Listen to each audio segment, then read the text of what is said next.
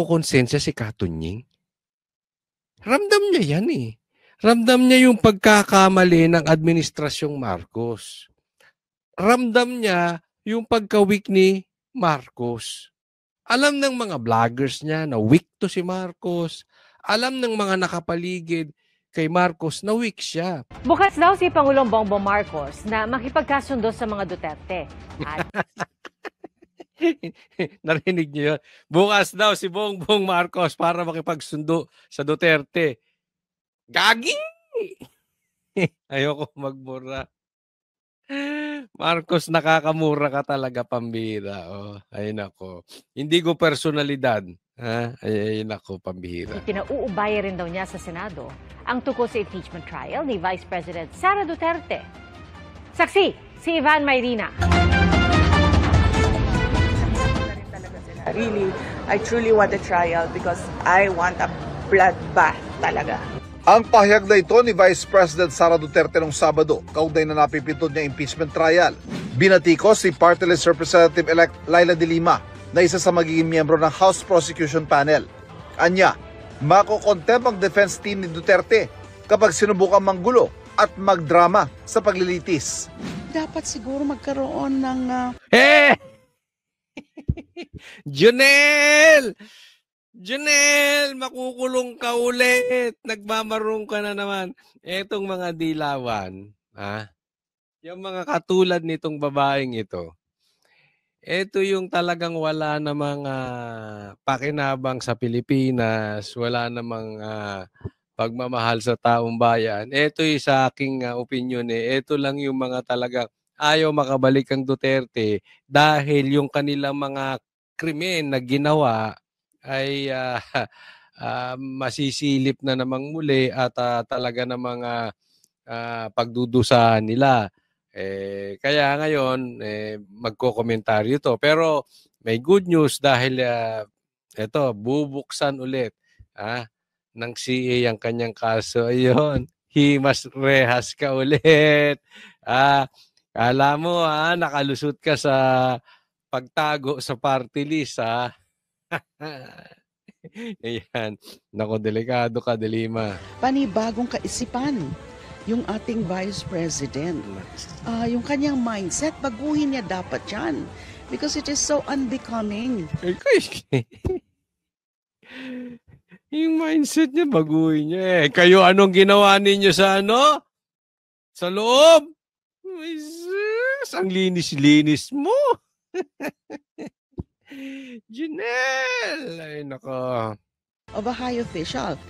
Inalmahan din ito ng Malacanang. Medyo may pagkabayolente ang tugon ng ating Vice Presidente. Pero, pagtatanggol mo na naman yung malinis na bossing mo. Na napakalinis na walang bisyo na bossing mo. Yung bossing mo na akala mo ang galing-galing. Naku, wala ka pala. Walang kwentang vlogger to. Alam mo yung vlogger, dapat may paninindigan yan. Hayaan na natin yung mga mainstream media. Minsan bayad naman yung kanilang bossing. So wala silang magagawa. Pero ito, galing vlogger ito Iba na tono na itong aling to. Hope that it is just a figure of speech and it should not be taken. Aba, syempre Anong gusto mo? Magsaksakan sila dun sa Kongreso o sa Senado? Pambihira naman itong si Clero. Sinubukan namin kunin ang komento ng bise pero wala pa siyang tugon. Sa bagong panayam kay Pangulong Bongbong Marcos. Ito, meron ng panayam. At ang balita natin, ito ay magtutuloy-tuloy na magkakakwentuhan tong dalawa na ito sa scripted na Alam nyo, to si Marcos, weak talaga. Ay, weak talaga. Wala tong binatbat kay Tatay Digong. Alam nyo, nung si Tatay Digong, lagi siyang may press con, di ba? Sasagutin niya kahit na yung mga balasubas, yung mga matitinding magtanong ng mga media. Ito si Marcos, weak talaga. Weak. Alam mo, ako hindi ba nakukonsensya si Katunying? Ramdam niya yan Ramdam niya yung pagkakamali ng Administrasyong Marcos. Ramdam niya yung pagka-weak ni Marcos. Alam ng mga vloggers niya na weak to si Marcos. Alam ng mga nakapaligid kay Marcos na weak siya. Hayaan na natin yung mga ibang sekretary or yung mga ibang politiko, siyempre, pagsasamantalahan yung pagiging weak ni Marcos. Pero ikaw as a journalist or yung mga vlogger sa paligid nyo, paano nyo nakakain yan? Diba? Hindi pwedeng hindi nyo alam yan. Yan ang kaya, yan ang kayang sagutan ni Marcos. Yan ang kaya niyang interview. Controlled environment ang tawag dyan. Kontrolado niya. Sasabihin niya kung anong itatanong ni Katunying. Huwag nga tayong maglokohan. Ha? Kung eto ay matapang at may paninindigang lalaki at presidente, haharap yan sa press con. Maraming media magtatanong, anong plano niya? Hindi lang puro Katunying. Yung asawa mo, Katunying. Ikaw, Katunying. Para kang under the sayang week. Diba? Ganyan to si Marcos. Walang sinabi kay Duterte. Sa kanyang kauna-unahang podcast, tinanong siya kung masasabi ba niyang ayaw niya ng impeachment. Sagot niya rito, Yung impeachment, nasa Senado na yan. Pabayaan natin sila, may proseso yan. Pabayaan natin ang proseso. Mali ka doon, Marcos. Ito yung pinagsasabi natin na itong si Marcos ay walang kwentang leader. Sinabi niya hindi siya pabor sa impeachment. Tapos yung anak mo, kauna-unahang pumirma. At huling pumirma, yung pinsan mo. Tapos sasabihin mo ngayon, hayaan mo sa kanila yan proseso. Hindi. Sinabi mo hindi ka pabor sa impeachment. Dapat, sinasabi mo, mali yan. Okay? Sabihin mo, mali yan. Yung impeachment na yan, mali. Kaya ayaw ko yan. Alam niyo yung ginawa ni Tatay Digong? Nung sinabi niya, wag niyo i-impeach si Lenny, nakinig lahat. Ikaw, dapat dinideclare mo, ayaw ko yan, mali yan. Parang yung panghuli kay Tatay Digong. Huwag mong sabihin wala kang kasalanan doon. Pagpalagay natin for discussion purposes, hindi ka kasama sa pagplano sa paghuli kay Tatay Digong, which I don't believe. Pero, assuming lang wala ka talagang kinalaman doon. Dapat sinasabi mo, mali yung ginawa ni Boying. Mali yung ginawa ng mga sekretary mo. Mali yung ginawa ni Torre. Ikaw ang leader eh. Dapat may paninindigan ka. Pag hindi ka nanindigan sa ganoon, kasalanan mong lahat yan. Kung hindi mo kayang manindigan, lumayas ka dyan. Ba't ka pa naging presidente yan na makapambihira naman to? Alam mo, Marcos, you are nothing but a family name. Wala kang alam kung hindi apelido lang. Yun lang ang meron ka. Alam mo kung eto hindi pinanganak na Marcos,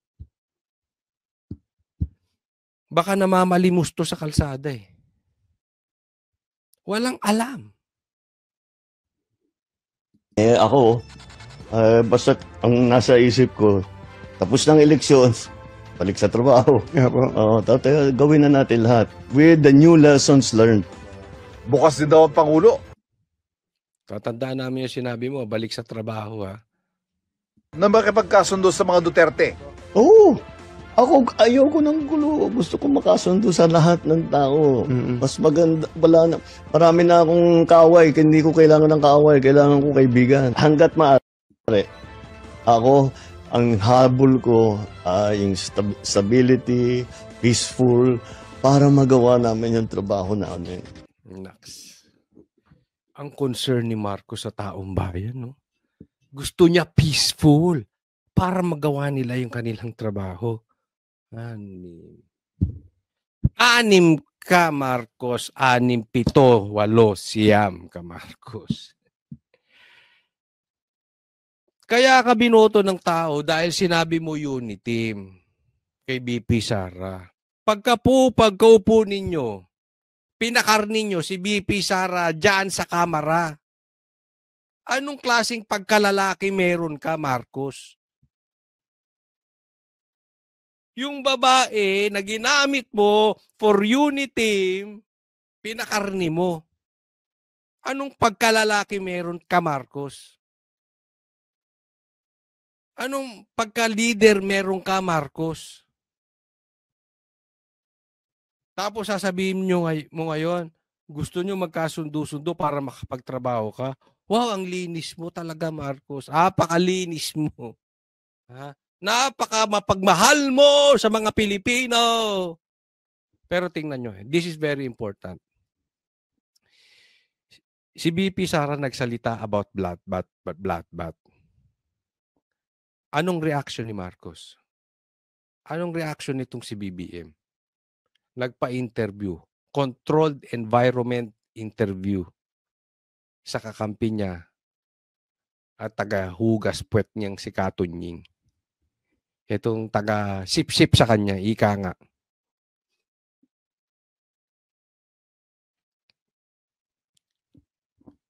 Tapos sasabihin niya, willing siya makapagsundo kay Duterte, kay Sara, makipagsundo sa Duterte. Alam mo, feed question yan. Pinag-isipan yan. At gusto ni Marcos matanong siya niyan. Gusto niyang matanong. Why? Willing siyang makipag-usap at makipag-unity ulit sa Duterte. Bakit? Dahil ramdam niya, alam niya that there is a shift in power coming to 2028 presidential election. Wala na siyang kapangyarihan. Wala na sa kanyang makinarya. At alam niya yung resulta ng eleksyon, bagamat ako'y hindi masaya dahil sa tingin ko nagkadayaan, still, it's not favorable to him. Ibig sabihin, nakita niya, naramdaman niya, alam ng mga politiko na si Marcos walang mandato, ayaw ng taong bayan na sa kanya. At ang politiko, very, very sensitive sa sigaw ng taong bayan. Ayaw na kay Marcos. Hindi kaya magpanalo ni Marcos. Hindi kaya mag-deliver ng boto ni Marcos. Yun ang katotohanan. Kaya nga naman, ngayon para siyang maamong tupa. Tingnan mo si BP Sara. Palaban before, mas palaban pa ngayon. Gusto na ng bloodbath. Nag-reaction ni Marcos, kunwari, mabait, gusto nang makipagsundo. Kaya tatanungin ko kayo ba gusto nyo ng unity ng Marcos ulit at Duterte? Kung ako sasagot, no way. Ayaw ko ng unity ng Duterte at Marcos before dahil nambubudol lang si Marcos dahil inuutulang nila si BP Sara. Even before the 2022 election, ayaw na namin yan. And until now, ayaw namin. So ngayon ka magpapakabait dahil alam mo, paalis na sa'yo ang power. Good luck sa'yo sa mga plastic, sa mga budol-budol na katulad ninyong Marcos at si Amy. Ikaw, BBM at si Amy. Ginamit nyo. Kayong magkapatid, ginagamit ninyo si BP Sara. Kaya ako, laging akong bukas sa ganyan. I'm always open to any approach na, alika, magtulungan tayo. And any approach, nakikipag-ayos ang Duterte sa'yo. Binitawan nga niya yung pagiging presidente para sa'yo. Tapos nilaglag nyo. Anong approach pinagsasabi mo? Sinong, alam mo? Ay, naku, Marcos. Diba? Kahit hindi tayo magkasundo sa polisiya, hindi tayo magkasundo. Gawin nyo yung trabaho pero huwag na tayong nanggugulo. Tingnan mo, walang tayo nagdugulo. Pabalikan ko muna. Ito si Marcos. Ito yung maaalala nyo yung dito sa may mga asawa ditong mga babaero. Alam mo yung lalaking magsasabi na hindi na ako mambababae. Parang ganun. Ganito to si Marcos. Pero nambababae pa rin. Yung iba yung sinasabi, iba yung ginagawa. Lakas makagago, no? Yung sinabi, hindi na ako magbibisyo, hindi na ako magdadrugs. Pero uuwing bangag. Parang ganun yung asawang ganun. Tapos, lalabas sa kalsada at sasabihin, mahal na mahal ko yung asawa ko. Ibo-broadcast sa mga kapitbahay, matino siyang lalaki. Parang ganun to si Marcos. Parang babaero. Parang adik. Tapos sasabihin magbabago na. Tapos paulit-ulit yung ginagawa. Tapos may press release sa kalsada, hindi ko niloloko yung aking asawa. Mahal na mahal ko yan. Alam mo yung, ang layo nung sinasabi, ang layo nung ginagawa. Ganyan po ito si Marcos. Tanga na lang talaga mabubudol dito eh. Hayaan na natin yung mga ibang vlogger. Pinagkakakitaan to si Marcos eh. Hayaan na natin yung mga ibang mainstream media. Pinagkakakitaan yan si Marcos eh. Pero yung ordinaryong tao, wala ka namang kita kay Marcos. Tanga ka na lang pag naniwala ka pa rito. Yung nanggugulo. Wala pang tugon dito si Vice President Sara Duterte pero naiparating na raw ito sa kanya ayon sa Office of the Vice President. Sinagot din ng Pangulo ang sitwasyon ng droga at peace and order, bagay na madalas ipaghambing sa Administrasyong Duterte. Ayon sa Pangulo, hindi maliit na pusher, kundi mga malalaking dealer ang hinahabol nila. Hindi rin daw siya pabor sa patayan pagdating sa kampanya kontra droga. At kahit ano pa man daw ang dato sa krimen, ipinag-utusan niya sa pulisya na tingin pa ang police visibility para mapanatag ang loob ng mga mamamayan. Siguro, dapat nga talaga maging mas mabagsik talaga. Dapat mabagsik ka talaga. Drugs yan eh. Droga yan eh. Drug lords yung mga gusto mong kalabanin. Tigil-tigilan mo na yung sasabihin mo na hindi ko hahabulin yung mga adik, ang maliliit, yung gusto mong hahabulin yung mga drug lords. May nahuli ka namang drug lord. Di ba? Hindi mo kaplastikan mo. Una, hindi titigil ang drugs until magpa-drug test ka, Marcos. Kasi may bahid ka ng droga eh. Sinabihan ka ni Tatay Digong ng bangag. So whether you like it or not, whether it's the truth or not, may bahid ka na. Maaalis lang yon kung magpapadrug test ka, hair follicle drug test. Kung hindi mo gagawin yan, hindi titigil ang droga sa Pilipinas, yung uutusan mo yung mga pulis, hindi maniniwala sa'yo, hindi ka paniniwalaan ng mga yon. Malabo yon. Tingnan mo, real talk tayo. Nasusolusyonan ba droga sa Pilipinas? Dahil wala eh. Kailangan talagang maging mas efficient ang mas mabilis. I want to be respected but maybe fear is better. Paano ka pagkatakutan, Marcos?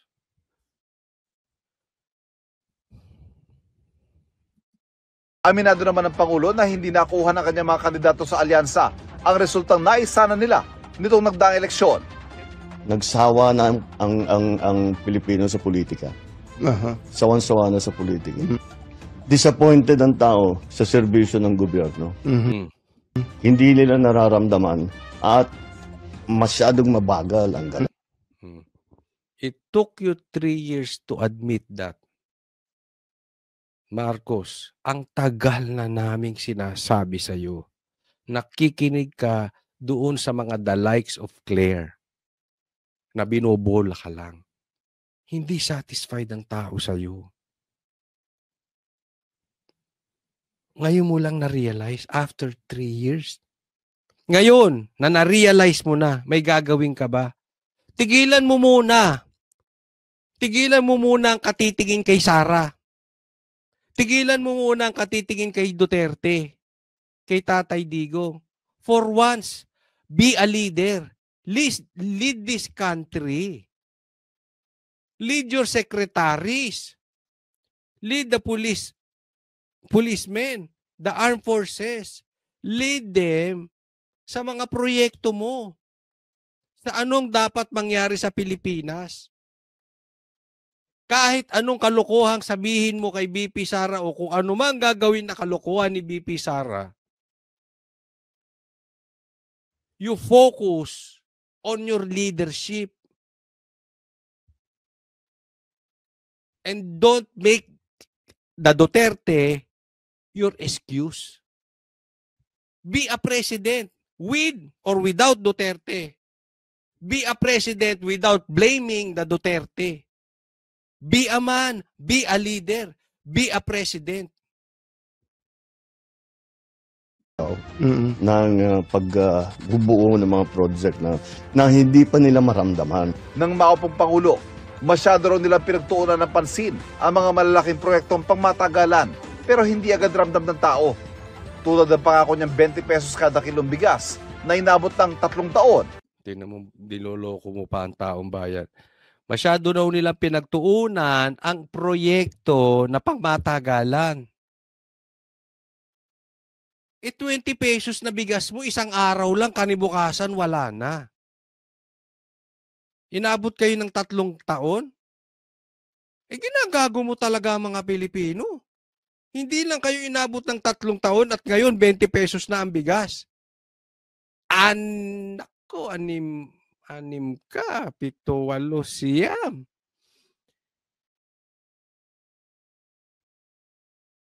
9. May budol ka talaga. Hindi mo nasolusyonan. Walang 20 pesos na bigas until now. Anong konkreto mong nagawa, Marcos? Huwag yung press release ni Claire. Yung ramdam sa ground. Kaya hindi nanalo mga kandidato mo eh. Alam na puro panloloko yung ginagawa ninyo. Yang 20 pesos na bigas, lantarang panloloko yan. Nangyari isang araw lang tapos kinabukasan wala na. Panggagago yan. Ginagago nyo mga Pilipino. 3 taon bago na isa katuparan.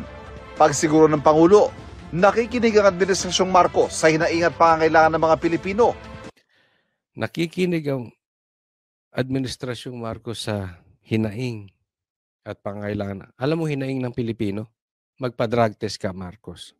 Kung totoong nakikinig ka, mag-drug test ka. At hinahanapan daw nila ng solusyon ang mga ito.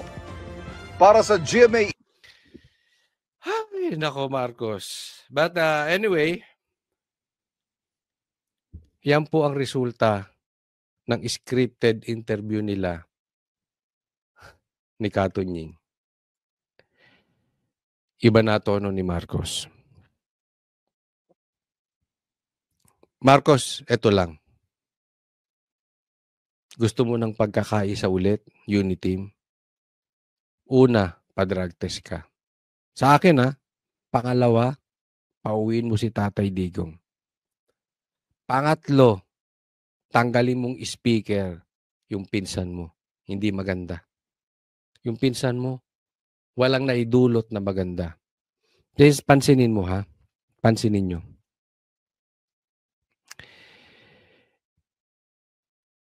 Yung kanilang campaign manager may matinding binitawan na nagkaroon ng bayaran para i-impeach si BP Sara. Tapos, anong sabi ni BP Sara? Gusto niya ng impeachment. Gusto niya ng blood mat. Matuloy yung impeachment. Anong sagot ni Marcos? Ganito. Hindi mo sinagot. Dapat yan, kung ikaw ay may kwentang leader, antimano, sinagot mo na. Antimano, teka muna, mali yung ginawa. Diba? Mali yung ginawa ng kamera, mali yung ginawa ng pinsan mo. Or, kung hindi totoo yun, sinabi mo, mali yung sinasabi ni Chanko. Pero hindi. Silent kayo. Silent ka. Anong gusto mong parating doon sa interview mo? Lokohan. Gusto mong makarating sa mga Duterte na mabait ka, that you want Uniteam. Bobo na lang ang maniniwala at kahagatin na naman yung gusto mong pautot na Uniteam. Huwag nga tayong maglokohan, Marcos. Ang daming questionable hindi mo sinasagot. Di ba? Dahil ano, kaya mo ginawa yung interview na yan, tapos ka na. O, next topic po tayo. Eto, pag-usapan naman natin, pambihira ito, nung COMELEC na ito. Wala talagang kwenta tong COMELEC na ito. Ha? Tingnan natin. Sinuspinde 2 party list na alam naman natin ay Maka-Duterte. Sa kabila ng matagumpay na proklamasyon ng mga nanalong party list groups, 2 party list ang hindi na iproklama dahil sa nakabinbing kaso nila sa COMELEC. Yan po ang Duterte Youth at ang bagong henerasyon. Banta naman ng Duterte Youth, isisiwalat nila ang anilay kalokohan sa Kongreso at COMELEC para magkapera. Nasa frontline ng balitang yan si Mon Gualvez. Mabilis na puno ang tent city ng Manila Hotel para sa proklamasyon ng mga nanalong party list group. 63 ang kabuuang upuang pupunan ng mga party list sa House of Representatives para sa 20th Congress. Galing ito sa 54 na party list na nakakuha ng pinakamataas na boto. Sa party list po, ang inabot po ng number of votes for the party list ay 41,950,292. Dito po binase ang Banat versus COMELEC. Dito po binase ang 2% threshold. Dito po binase ang additional seat at dito po binase ang seat na entitled kahit maaaring hindi nakakuha ng 2%. Ang sabi ng Supreme Court sa Banat versus COMELEC, lahat ng seats ay dapat punuan. 3 pwesto na secure ng Akbayan, Duterte Youth at Tingog. Tig-2 naman sa 4-piece at CIS at Ako Bicol Party List. Lahat sila hindi bababa sa 1 milyon na nakuhang kabuuang boto. Ito, okay, sinuspinde ang Duterte Youth. Obviously, ito ay para sa mga Duterte. No? Yang pagsuspende na yan, atake po yan sa Duterte. COMELEC, dapat hindi kayo bias. Dapat nasa gitna lang kayo. Bakit kayo nagpapagamit sa politiko? Nawawalan kayo ng credibility. Wala nang credibility. Lalo pang nawawala ng credibility ang COMELEC. Diba? Obvious naman 3 upuan yun mawawala. Plus yung isang party list na interview nga namin, 4 na upuan, 4 seats mawawala sa alam naman nating Maka-Duterte. Diba? Bakit ngayon lang? Again, questionable yung timing na yan. Nako, gaya na. Habang tig-isang representative naman ang uupo mula sa nasa pang-7 hanggang 54th place na party list. Hanggang ngayon, hindi pa rin daw makapaniwala si Akbayan Party List Representative-elect Shell Diokno na sila mamumuna sa mga ibinotong party list group. Ito ay to the left, to the left. Ay, eto na naman sila. Eto na naman ang Akbayan. Eto na naman. Mag-rally na kayo. Ha? Isang tagumpay ninyong lahat. Ito ay tagumpay ng ordinaryong Pilipino. Hindi po tagumpay yan ng ordinaryong Pilipino. Tagumpay nyo lang yan. Magagamitin na naman kayo dyan. Para kontrahin nyo naman ang mga Duterte. Andyan na naman kayo. Hindi naman kayo magiging patas. Papagamit na naman kayo. Ang nais po namin ay maging boses ng iba't ibang mga sektor ng ating lipunan na hindi naririnig o napapakinggan sa Kongreso. Pero bago mag-umpisa ang mismong proklamasyon, binasa ng COMELEC ang resolusyon na nagsususpinde sa pagproklama sa 2 party list dahil sa mga nakabinbin nilang petisyon. Kabilang ang Duterte Youth at BH o Bagong Henerasyon Party List. I think po mas unfair kung halimbawa later na proklama ka na, hindi pa nagsisimula yung assumption to office, biglang nagkaroon ng decision, tanggal ka. Hindi. Mali ka dyan. Ayaw nila iproklama kasi baka mamaya meron pang nililitis, tatanggalin. Teka muna. Yung iba nga may kaso. Erwin Tulfo may kaso. Si Castro nga nakaupo, convicted, may kaso, convicted na.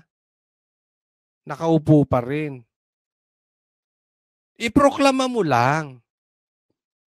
Bahala na kung sino mang may karapatang mag-judge kung mali sila o tama sila, kriminal ba sila o mabuti silang tao, may karapatan ba sila maging congressman o wala. Binoto ng taong bayan . 100,000 bumoto. Tapos nag-decide ka lang basta-basta, isang tao lang nag-decide, hindi na makakaupo yung binuto ng daang-daang tao. 3 hindi makakaupo, +1, di 4. 100,000 ang bumoto. Ikaw lang nag-decide. Ilang Pilipino ang nag-decide, paupuin nyo yung congressman. Tapos bigla mong dinesisyonan, ikaw lang. Hindi mo pa uupuin. Ano ka, Diyos? Meron kang ginawang wala sa batas eh. Yung online voting, ikaw ang dapat ma-impeach. Totoo lang. Wala ka ng kwenta dyan. Actually, hindi mo na dapat kailangan magpa-impeach eh. Kung may kahiyang ka, nagre-resign ka na, napakalaking bulilyaso yan ha. 17 million, 18 million overvotes. Tapos, ayaw mo mag-manual counting? Ang dami mong excuses. Tapos magsususpindi ka pa, Duterte Youth pa. Sinong tanga maniniwala sa'yo na that's not politics?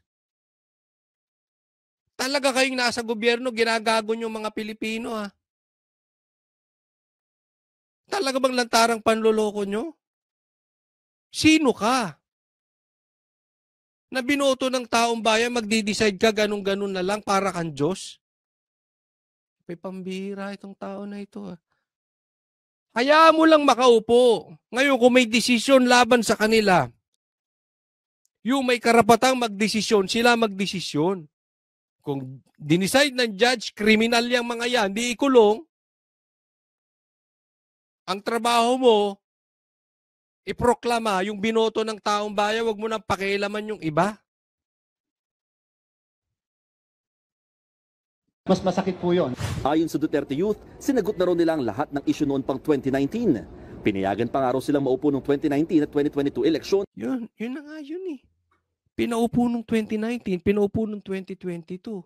Kung may problema at talagang may issue, hindi dapat nakaupo ng 2019. At kung may issue, hindi dapat nakaupo ng 2022.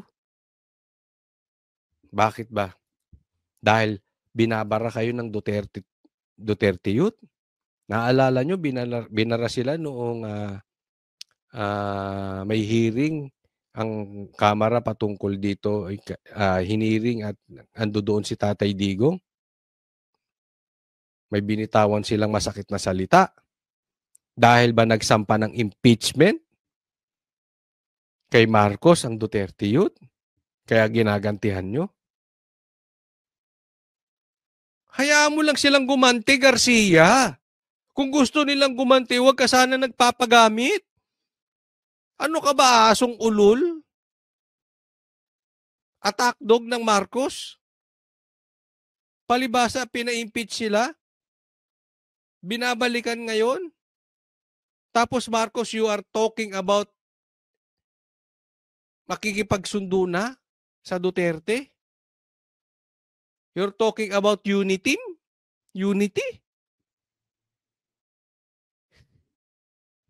Marcos, wala ka talagang isang salita. Ikaw naman, Garcia, nagpapagamit ka. Banta nila kapag hindi sila pinupo ng COMELEC, isisiwalat nila ang anilay mga kalukuhan sa Kongreso at... Ayan, gusto ko yan. Huwag nyo nang paupuin tong Duterte Youth. Nagbago na isip ko. Huwag nyo nang paupuin. Isiwalat nyo na yung kalukuhan ng Kongreso at COMELEC, paano sila nagkakapera. Sige, go! COMELEC kung paano nagkakapera. Ayon sa bagong henerasyon party list, wala silang natanggap na kopya ng reklamo. Handa raw silang harapin ang anumang Kanina na-interview namin ng isang si Kong, no? Kong Herrera. At ng bagong henerasyon, clueless sila bakit anong nangyari. Bakit hindi sila prinoklama? Niwala nga daw silang natatanggap na email o letter coming from the COMELEC na hindi sila ipoproklama. So, ginisa namin, tinanong namin, pinaikot-ikot namin yung tanong, baka mahuli namin. Hindi eh. Clueless talaga, hindi nila alam bakit ganun. Nampas sa kanila, nag-high na raw sila ng urgent motion to proclaim sa COMELEC. Samantala, ang mga party list na bigo makakuha ng pwesto sa dalawang magkasunod na eleksyon ay automatikong delisted o mawawala ng accreditation sa COMELEC. Ibig sabihin, kailangan nilang muli mag-apply para makatakbo sa susunod na botohan. Nagbabalita mula... Alam naman natin numero ang kailangan dyan sa Kongreso. No? At kailangan talaga nila ng matinding numero dyan kasi delikado po. Ha? Talagang, alam mo, pag napa-impeach si Marcos, talagang napakadaming ebidensya na impeachable offense ang nagawa ni Marcos. So pag sinimulan yan sa Kamara at nakapasa yan at wala silang numero dyan, delikado. Kaya nga siguro, lahat ng kalaban, lahat ng sa tingin nila ay kakalaban kay Tamba at kay Marcos, gigipitin. Or as much as possible, hindi makaupo. Papalitan nila. No? Pero nakakalungkot po na nawawalan na ang boses ang mga Pilipino. Nawalan ng boses dahil binoto ng 100,000, dahil sa desisyon ng isang tao, mawawala. Sa katunayan, nawalan ng boses ang mga Pilipino dahil maraming nagsasabi dinaya ang eleksyon. Kaya nga takot ang COMELEC na magkaroon ng manual counting. No? Nawala na yung boses eh. Yan ang lehitimong boses ng taong bayan ng mga Pilipino yang botohan. Pero kung ang result ay dinadaya pa, paano na yan? Paano na ito magiging lehitimong boses ng taong bayan? Ito po ay nagiging lehitimong boses ng mga taong may kapangyarihan na kayang paandarin ang makina at ang mga Pilipino na nasa posisyon para madaya ang botohan. Kaya nga hindi natin masisisi ang taong bayan na kung sa tingin nila, including me, nagkaroon ng dayaan dahil ayaw tanggapin ang manual counting, recount. Isang ka nakakita ng botohan na 18 million overvotes. 13 million lang po ang natanggap ni Aimee. Isipin mo yung overvote 18 million. Mas malaki pa doon sa kalahati ng boto, kalahati ng mga nanalong senador. Mas malaki pa. Hindi po yan basta pagkakamali. Yan po ay bulilyaso na nagawa nitong COMELEC. And yet, ayaw nilang makinig. So, anong iisipin ng taong bayan? May lehitimong dayaan. Kaya nga, ang sinasabi natin, mawawalan ng credibility itong 2020.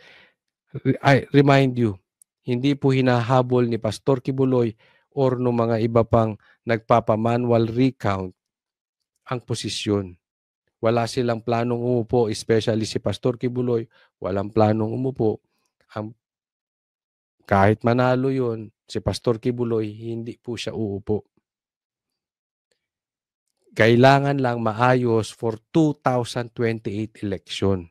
Kasi kung hindi natin aayusin ngayon at may dayaan at walang tiwala ang taong bayan, pagdating ng 2028, wala na kayong credibility humawak ng COMELEC Garcia. Kasi wala nang tiwala ang taong bayan sa COMELEC. So pag walang tiwala ang taong bayan sa eleksyon, meron tayong failure of election, magulo po yun. Dahil inalisan ng boses ang mga Pilipino. So kailangan ayusin yan ngayon. Ang solusyon dyan, manual recount. Para matingnan natin kung dapat bang baguhin yung klase ng eleksyon sa atin, pati yung makina. Kasi bibili sila eh. Bibili na nila yung makina na yan. So, ibig sabihin, pag binili nila yan, magkakapera sila. Pag nagkapera sila, syempre, uulitin lang nila yung ginawa. Kung may dayaan ngayon, definitely may dayaan sa 2028. Kung may overvotes ngayon, may overvotes din sa 2028. Huwag na tayo mag-eleksyon kung ganyan lang din. Diba? Ang nangyayari sa atin, gumagastos lang. Garcia, mahiya ka sa sarili mo. Alam mo, dapat siguro, ito ang i-impeach eh. Itong si Garcia. Kaya lang, baka hawak na rin sa liig ni Tamba to eh. Siyempre, baka bata niya to. Baka bata na rin ni Marcos to. Ako'y naniniwala. Bata to ni Marcos. Yang nangyari niyan, yung pina-impeach ng Duterte Youth si Marcos, tapos pagdating ng hindi prinoklama. That is very obvious. Stupido ka na lang kung hindi mo ma-obvious na hawak sa liig ni Marcos itong si Garcia. At yun nga mga kababayan, anong masasabi niyo sa balitang ito? Maaring ihayag ang inyong opinyon at kuro-kuro sa comment section sa ibaba. Huwag din kalimutang mag-like, mag-subscribe at mag-share sa bidyong ito. Maraming salamat sa panonood.